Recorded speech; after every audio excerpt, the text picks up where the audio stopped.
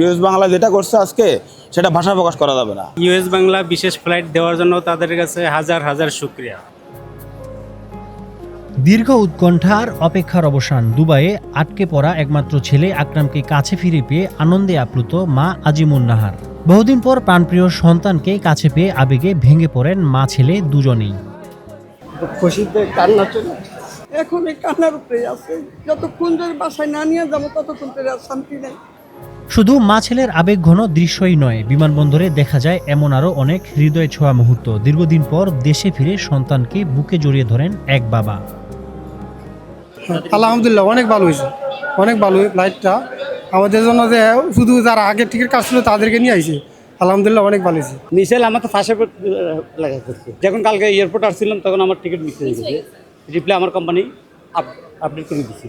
বৃহস্পতিবার সকাল 7টা 7 মিনিটে হজরত শাহজালাল আন্তর্জাতিক বিমানবন্দরে ইউএস বাংলা এয়ারলাইন্সের একটি বিশেষ ফ্লাইট সংযুক্ত আরব আমিরাতের দুবাইয়ে আটকে পড়া 378 জন বাংলাদেশিকে নিয়ে দেশে ফেরে। সব শঙ্কা আর অনিশ্চয়তা কাটিয়ে দেশের মাটিতে পা রাখতে পেরে স্বস্তি প্রকাশ করেন প্রবাসীরা।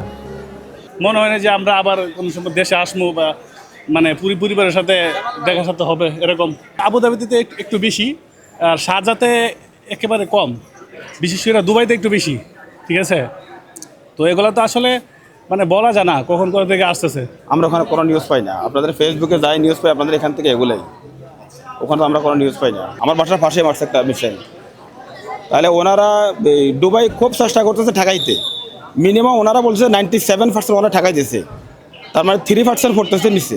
তাহলে 3% যে পরিস্থিতি 90 নেই, যদি 100% পড়ে তাহলে কী পরিস্থিতি হবে? সবাই আতঙ্ক ছিলাম, আসতে পারবো না আসতে পারবো সবাই ছিলাম। ইনশাল্লাহ আসতে পারছি দেশে।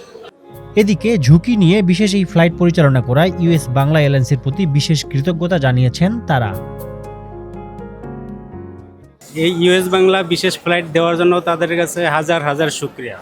আমরা তাদের কাছে একবারে অন্তর থেকে ধন্যবাদ জানাই যে আমাদেরকে এরকমের একটা সুযোগ সুবিধা দেওয়ার জন্য।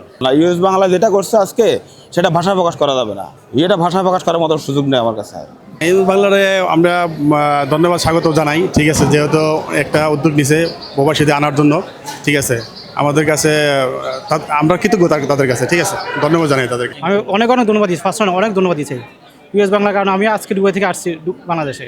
জি ইউএস বাংলার জন্য অনেক ধন্যবাদ। আমি মধ্যপ্রাচ্যের চলমান সহিংসতায় প্রবাসী স্বজনদের নিয়ে উদ্বেগ আর উৎকণ্ঠায় দিন পার করছিলেন পরিবারের সদস্যরা। ইউএস বাংলার এই বিশেষ ফ্লাইটের খবর পেয়ে দিনের আলো ফোটার আগেই প্রিয়জনদের স্বাগত জানাতে বিমানবন্দরে ছুটে আসেন তারা।